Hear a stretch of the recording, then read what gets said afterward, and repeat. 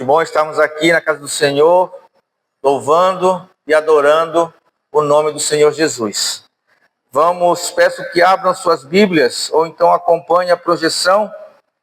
Evangelho de Mateus, capítulo 25, do verso 1 até o verso 13. Evangelho de Mateus, capítulo 25, do verso 1 até o verso 13.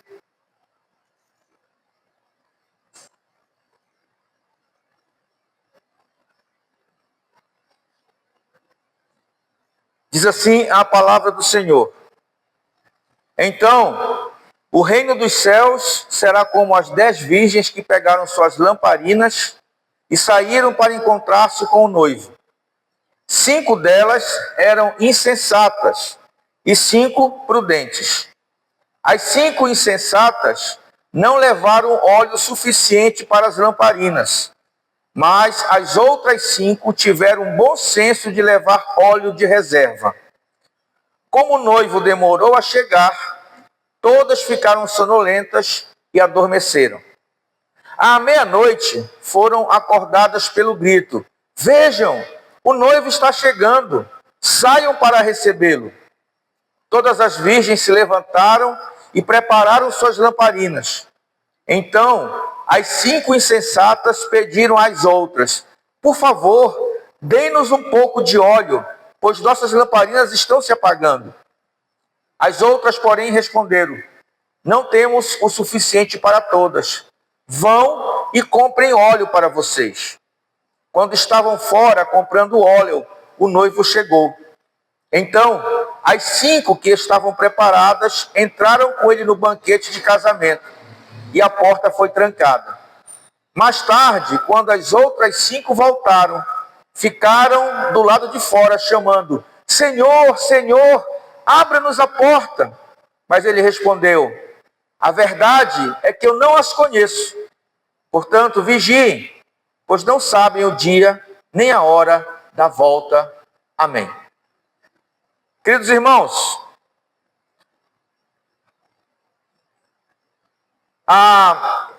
essa parábola, que é a parábola das 10 virgens, ela é uma história contada por Jesus para ilustrar, para mostrar a importância da preparação e da vigilância para a sua volta. As 10 virgens representam aqui no texto os seguidores de Jesus. E as lamparinas representam a fé e a nossa preparação. As 5 virgens nécias ou tolas não levavam óleo suficiente para as suas lamparinas, enquanto as 5 prudentes, ou então as cuidadosas, levavam óleo de reserva, óleo a mais nas suas vasilhas. Jesus compara o reino dos céus com uma festa de casamento, que é justamente o pano de fundo dessa parábola. Nos tempos de Jesus, normalmente o processo de casamento ele acontecia em 3 etapas. A primeira era o compromisso. Era feito um contrato sério entre os respectivos pais da noiva e pais do noivo. E perceba que eu falei que era um contrato sério. Naquele tempo, desmanchar um casamento era tão sério quanto desmanchar o noivado era tão sério quanto desmanchar um casamento. Hoje em dia é tudo bem diferente, né? Hoje é tão fácil desmanchar um noivado como é fácil desmanchar um casamento. Então, primeira coisa, um compromisso. Segunda, o noivado. E o noivado acontecia na casa dos pais da noiva, quando havia promessas de um lado e de outro, né? E o noivo dava presentes para a noiva. E a terceira etapa, então, era o casamento. O noivo, acompanhado dos seus amigos, buscava a noiva na sua casa e trazia para a casa do pai, para então dar início à festa de casamento. No mundo antigo, as amigas mais chegadas da noiva iam até a casa dela para aguardar a chegada do noivo. Ficavam lá com ela, até o noivo chegar. Então dava-se início a uma procissão, uma caminhada da casa do noivo da casa da noiva até a casa do noivo. E é bem provável que seja nesse cortejo em que as 10 virgens da história são retratadas como indo encontrar o noivo. A passagem que nós lemos, ela gira em torno da casa da noiva, a direção da qual o noivo estava indo para o início das festividades de casamento. E é claro que o noivo aqui, no texto, é o Senhor Jesus, retratado na sua gloriosa e inesperada segunda vinda. O noivo promete buscar a sua noiva, porém o texto diz que não tem hora marcada, não tem dia marcado. Por isso, a noiva precisa estar o quê? Pronta, preparada. O objetivo principal dessa parábola é acentuar, é mostrar a importância de estar preparado para a vinda do noivo, que é o tema da nossa mensagem de hoje. A importância de estar preparado para a vinda do noivo. A importância de estar preparado para a vinda do noivo. As 10 virgens representam a igreja à espera do retorno do seu noivo, do seu amado, do seu Senhor. A igreja tem no seu meio, como nós podemos perceber e está implícito aqui, os que estão preparados e os que não estão preparados para essa volta. Essa parábola ensina que a igreja está dividida em dois grupos. Quais grupos são esses? Não são os ricos e os pobres. Não são aqueles que são capitalistas ou que são socialistas. Não são os sábios e os incautos, os nécios. Não são homens e mulheres. Mas a igreja está dividida em dois grupos. Os que esperam a volta de Cristo e os que não estão esperando a volta de Cristo. Os que não estão esperando são aqueles que nunca nasceram de novo. A sua fé em Cristo é apenas algo racional, intelectual. Crê apenas por razão. Não é uma fé salvadora. Então esses são os dois grupos da igreja hoje. Aqueles que esperam a volta de Cristo e estão se preparando para essa volta, e aqueles que estão vivendo os dias como se Cristo não fosse voltar. Tá? E quando acontecer a segunda vinda de Cristo, muitos dos que se dizem cristãos serão deixados do lado de fora da grande festa, tal como as 5 virgens nécias. Hoje, muitos são batizados nas igrejas, fazem parte do hall de membros, participam dos cultos, até trabalham na igreja, mas nunca foram convertidos verdadeiramente. A vida destes não sinalizam, não testificam uma verdadeira conversão, arrependimento e amor a Cristo e a sua obra. Quando Jesus voltar, esses ficarão de fora. Essa parábola nos mostra que havia uma enorme diferença entre as virgens, assim como há uma diferença entre os membros de uma igreja. A mesma diferença que há entre joio e trigo, entre ovelhas e bodes, entre os que são crentes só de nome e os que são verdadeiramente convertidos ao Senhor. E compreendendo esse pano de fundo desse contexto que daquela época acontecia, eu quero analisar com vocês hoje essa passagem e nós vamos destacar aqui 6 lições que ela nos ensina. Tá? Primeira lição, no verso 1. Jesus convida a sua igreja para desfrutar de sua alegria. Jesus convida a sua igreja para desfrutar de sua alegria. E como eu já falei, essa parábola compara o reino dos céus a um casamento. E como todo casamento, é um momento de festa, é um momento de alegria. Porém, o casamento aqui, a festa aqui, não é um casamento qualquer, não é uma festa qualquer. É o casamento do nosso Senhor, o noivo da igreja. É a festa do nosso Senhor quando Ele voltar para buscar a sua igreja, a sua noiva. E ao mesmo tempo que nós somos noiva, nós também somos convidados para essa festa. A figura da noiva aqui é a igreja. ainda que não esteja muito clara, mas ela pode ser percebida nessa parábola. E nós somos apresentados claramente como convidados. A vida cristã é uma expectativa constante da vinda do Senhor, o amado de nossa alma, o qual prometeu voltar e buscar a sua igreja, a sua noiva. E nunca houve alegria igual quando este casamento acontecer. Não haverá, não houve alegria igual. Nem o casamento mais badalado, mais feliz do mundo. A alegria será incomparável a quando o nosso Senhor voltar para tomar a sua noiva. Então, a primeira lição é que Jesus convida a sua igreja para desfrutar de sua alegria. A segunda lição que esse texto nos ensina: a igreja precisa de correta preparação para participar da alegria do Senhor. A igreja precisa de correta preparação para participar da alegria do Senhor. Nós podemos ver isso dos versos 2 até o verso 5. O texto diz que todas eram virgens. Todas tomaram a sua lamparina e saíram ao encontro do noivo. Saíram para a casa da noiva para esperar o noivo. Essas 10 virgens aqui, que representam a igreja, elas declararam que seguiriam o noivo. E essa decisão de seguir o noivo levou elas a tomarem a decisão de se separarem muitas vezes das outras amigas, separar de conhecidas.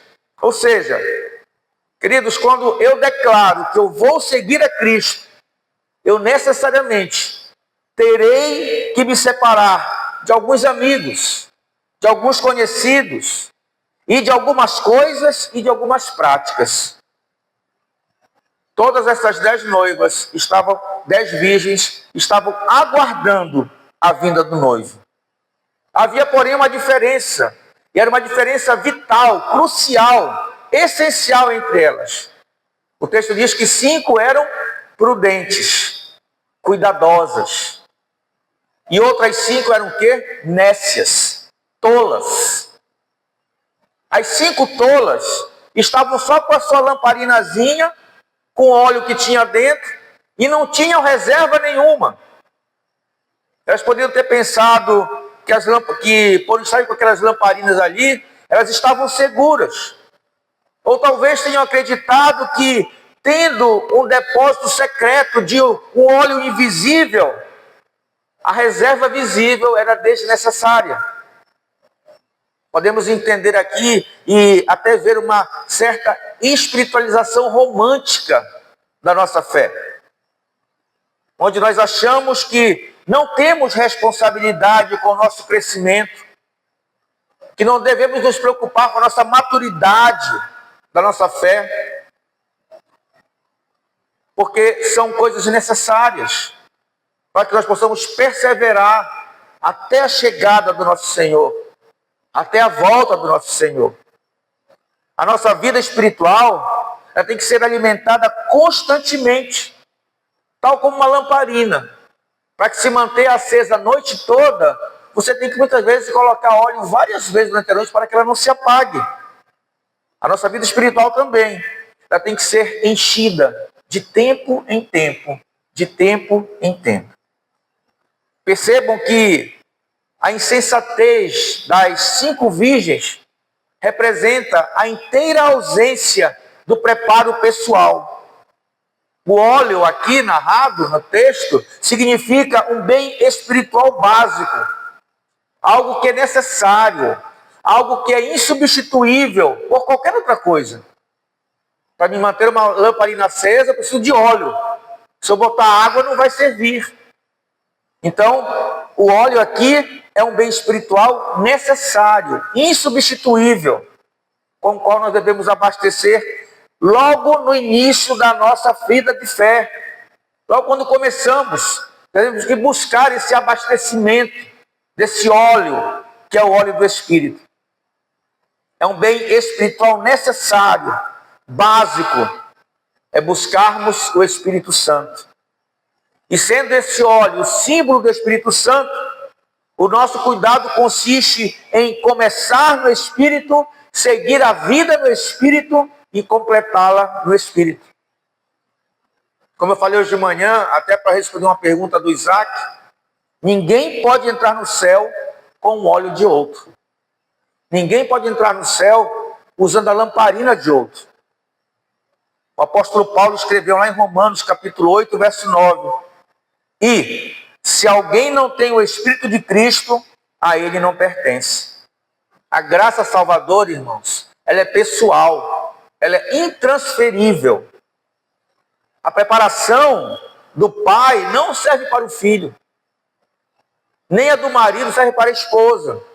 Em outras palavras, ninguém entra no céu por procuração, ou usando o óleo de outro. Nós não poderemos compartilhar o Espírito Santo que habita em nós com aqueles que não têm o Espírito.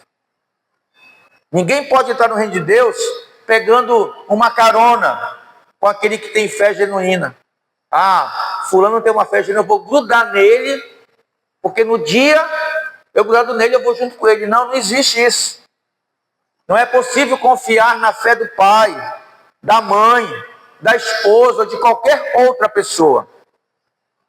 A falta do óleo da graça é a falha fatal na lamparina de muitos que declaram ser cristãos. Muitos têm um nome pelo qual viver, e esse nome é Cristo, mas não tem a vida de Deus dentro da sua alma. Em outras palavras, fazem uma profissão, declaram que vão seguir a Cristo, mas não tem suprimento, não tem óleo de reserva interior, não tem o Espírito que dá graça para mantê-los na caminhada. Há um brilho, há uma luz, mas é passageiro. Não há uma luz permanente, e nem pode haver. Pois ainda que tenham lamparinas, não levam nenhum óleo a mais consigo e vivem uma vida sem o Espírito.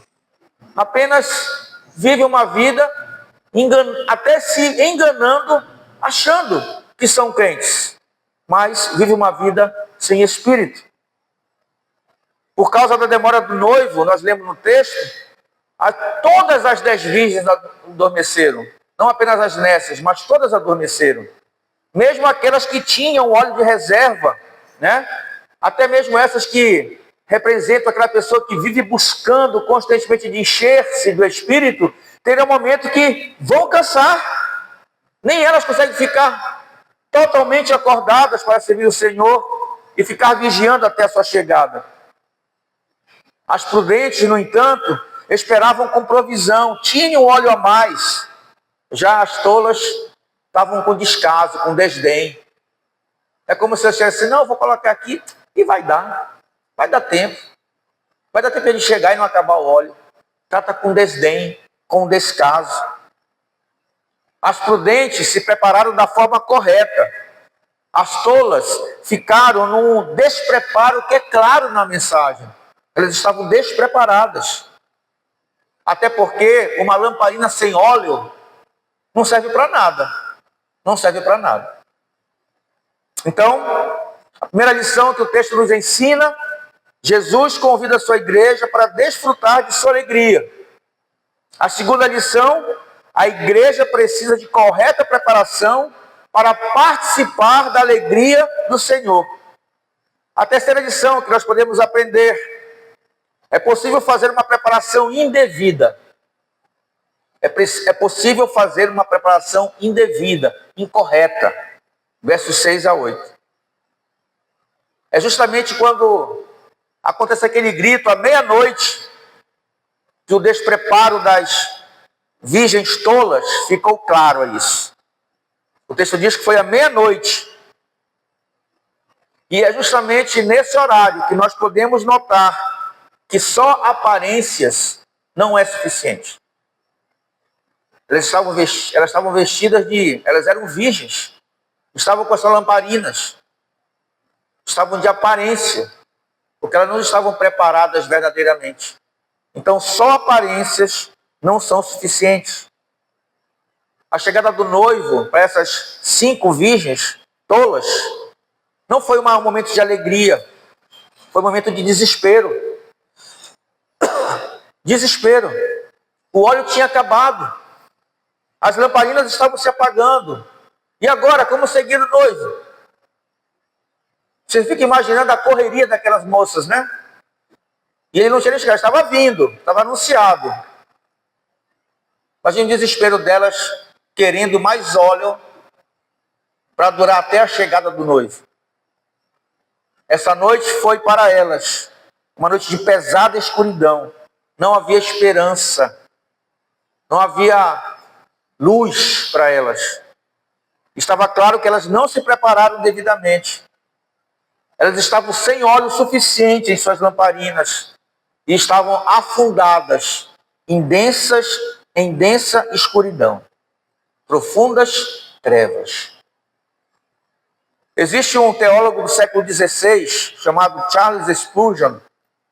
Ele diz uma frase que diz assim: é uma pena que alguns somente buscarão abastecer a sua lamparina quando estiverem para morrer, ou quando o sinal do Filho do Homem aparecer no céu.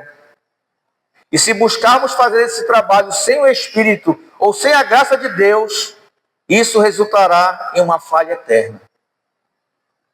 Muitos estão esperando o segundo que antecede a morte, ou estão esperando o anúncio. Ele está voltando. E vai ser tarde. Não vai dar tempo. As virgens tolas pediram óleo às virgens sábias.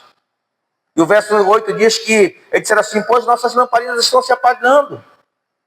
E é interessante que nesse momento aqui, elas começam a valorizar aquilo que elas haviam desprezado anteriormente. Ou seja, muitos de nós desprezamos a nossa vida espiritual, e quando acontecer algo que nós precisamos dele, ou dessa vida espiritual, nós lembramos que nós estamos vazios. Isso retrata muito bem quando nós desprezamos as coisas do Senhor, desprezamos o Senhor, desprezamos a sua obra, desprezamos a sua igreja, desprezamos a comunhão dos santos, confiando no que tudo que nós temos e fizemos é o suficiente, que tudo já está pronto, não precisamos de mais nada, vamos apenas seguir com o que nós temos.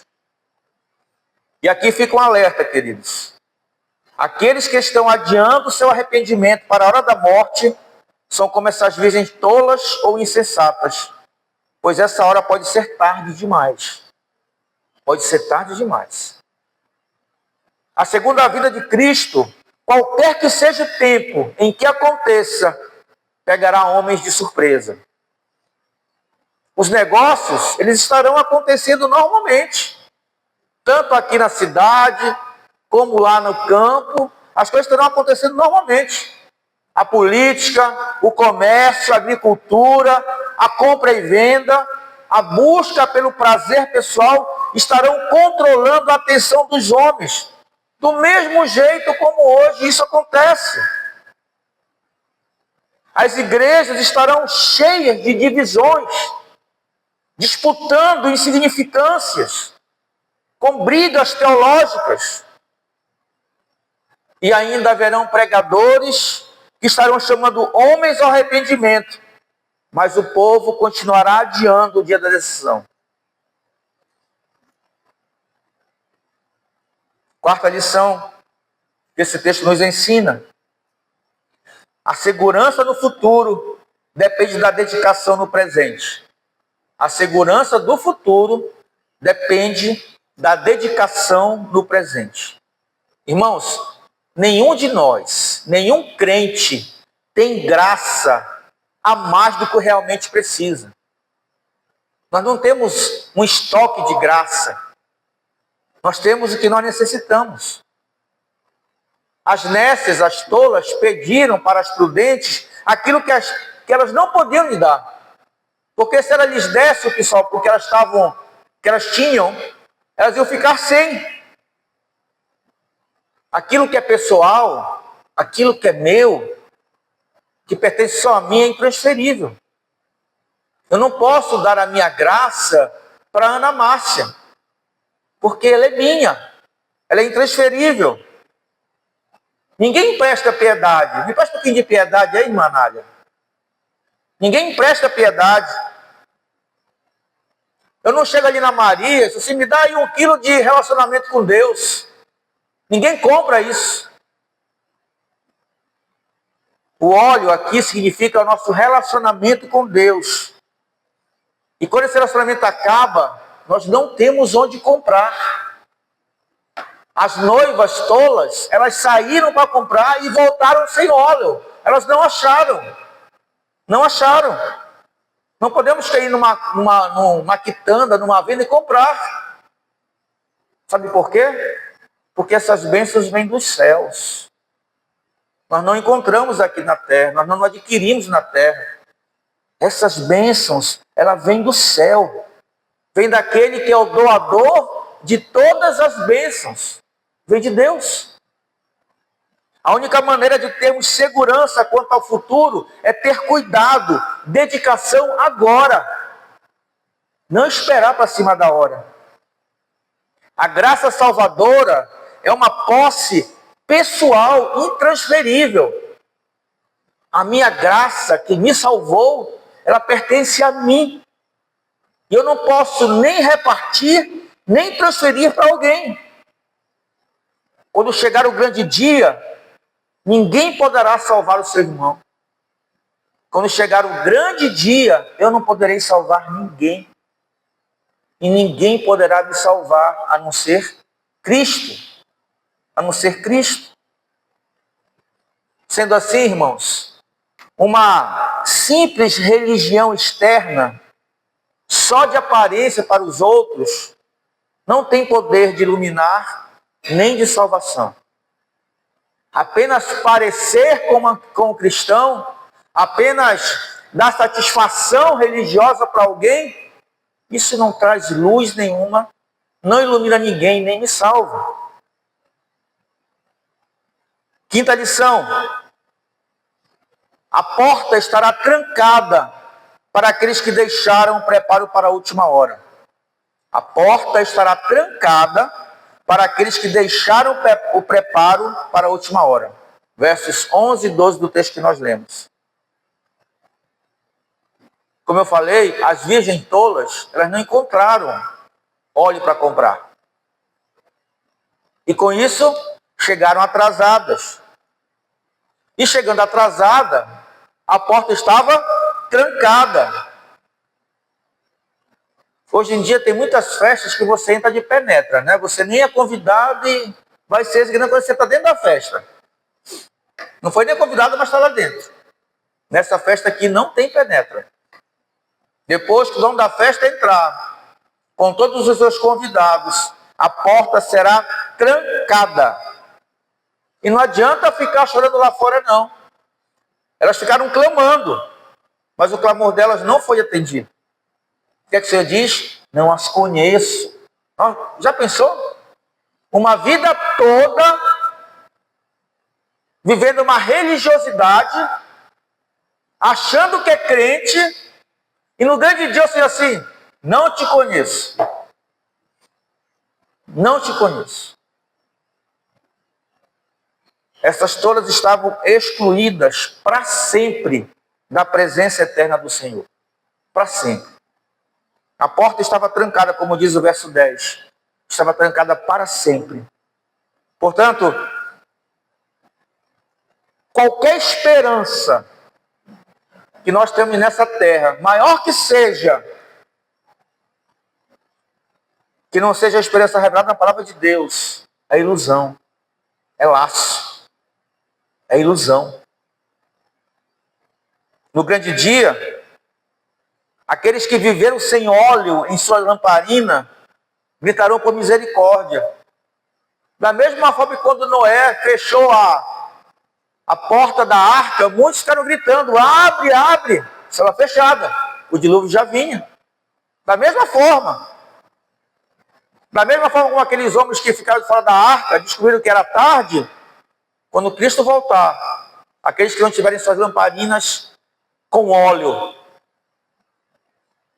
ficarão gritando, mas é tarde, será tarde. E aí tem uma pergunta que a gente pode fazer aqui: o que adianta invocar o nome de Deus com palavras, quando com as obras nós o negamos?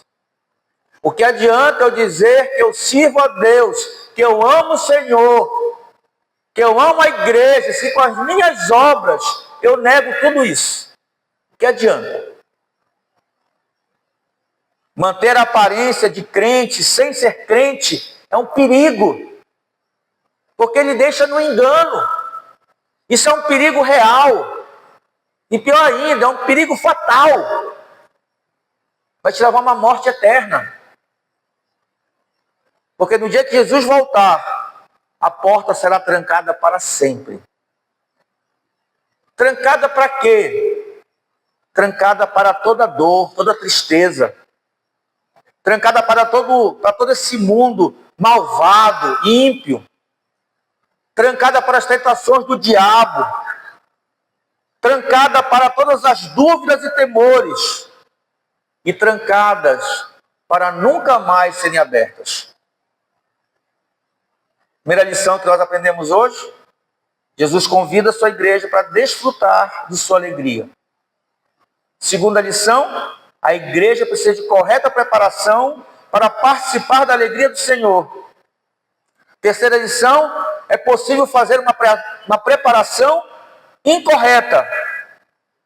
Quarta lição: a segurança no futuro depende da dedicação no presente. Quinta lição: a porta da festa estará trancada para aqueles que deixaram o preparo para a última hora.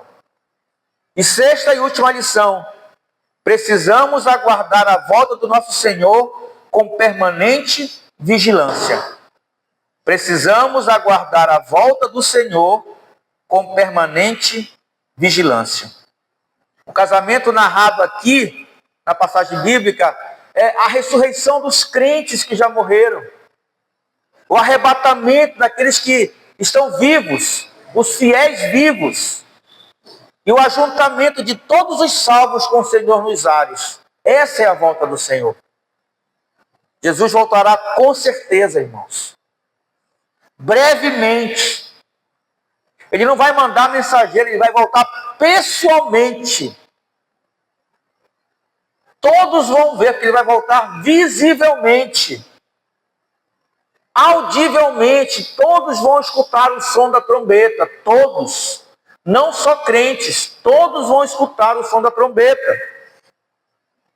Inesperadamente. Pode estar dormindo, pode estar relaxando numa rede, pode estar tomando banho de rio. Inesperadamente, repentinamente, gloriosamente. Só que nós não sabemos o dia e não sabemos a hora. Por isso, precisamos estar alertas, atentos, vigiando e aguardando ansiosamente a sua vinda. O crente tem que aguardar ansiosamente a vinda.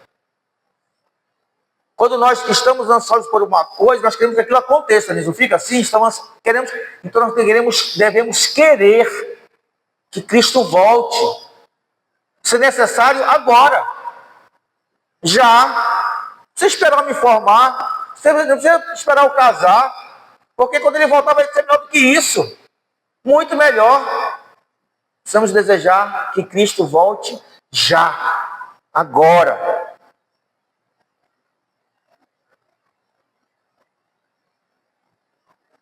Precisamos estar alertas, atentos e vigiando, aguardando ansiosamente a sua vinda. Precisamos estar prontos para quando a trombeta soar, tal como o verso 6 diz, nós estejamos preparados. O verso 6 diz o quê? Vejam, o noivo chegando, saiam para recebê-lo. Não se preocupar com óleo. Não, peraí, já vou. Não, o noivo está chegando, vamos ao encontro dele. Precisamos estar preparados para esse grande encontro, irmãos. Concluindo, a parábola das 10 virgens chama atenção para a importância da preparação espiritual e da vigilância constante diante da volta de Cristo, que está próximo a acontecer. Tem gente que fala assim, não, demorou 2000 anos, vai demorar mais 2. Alguém sabe o dia da volta? E é no porvir. O porvir não tem tempo. O porvir é daqui a 1 ano, 10, 100, 20 mil anos.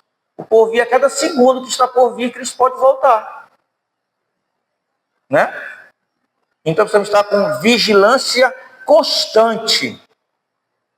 A diferença entre as virgens prudentes e as virgens tolas está no ter e no não ter o óleo. Que simbolizam aqui a necessidade de uma vida verdadeira, de uma fé verdadeira, a necessidade de estarmos cheios do Espírito Santo. A mensagem central aqui é que ninguém pode entrar no reino de Deus sem um relacionamento genuíno, verdadeiro com Cristo. Esta parábola serve de alerta de que aparências externas e religiosidade sem uma realidade interior, sem uma vida interior, sem um relacionamento interior, verdadeiro com o Senhor, não serão suficientes para o dia do julgamento. Não serão suficientes para entrar na festa das bodas do Cordeiro. Devemos refletir sobre a nossa própria condição espiritual. Estamos preparados para a volta do Senhor? Ou melhor, estamos nos preparando para a volta do Senhor? Essa parábola nos desafia a viver com a nossa lamparina cheio do óleo do Espírito o tempo todo, ou seja, com o coração cheio da presença de Deus, estando vigilantes, buscando uma vida de santificação e prontos para quando o noivo Jesus chegar, nós sejamos aqui prontos como a sua noiva. As perguntas que ficam nessa noite para a nossa reflexão são: você será contado com as noivas prudentes ou com as noivas tolas, quando Cristo voltar? Você estará no meio de qual do grupo? De qual do grupo? Você é daquele que, quando o noivo chegar, estará aguardando preparado? Ou terá saído para comprar óleo? O óleo que você está buscando se encher é o óleo que desce do céu, puro e santo, ou o óleo sujo e queimado do mundo? Quando as portas se trancarem definitivamente, você estará do lado de dentro com o noivo, ou estará do lado de fora, desesperadamente querendo entrar? São perguntas que devem nos levar a uma reflexão. Que o Senhor nos abençoe, amados.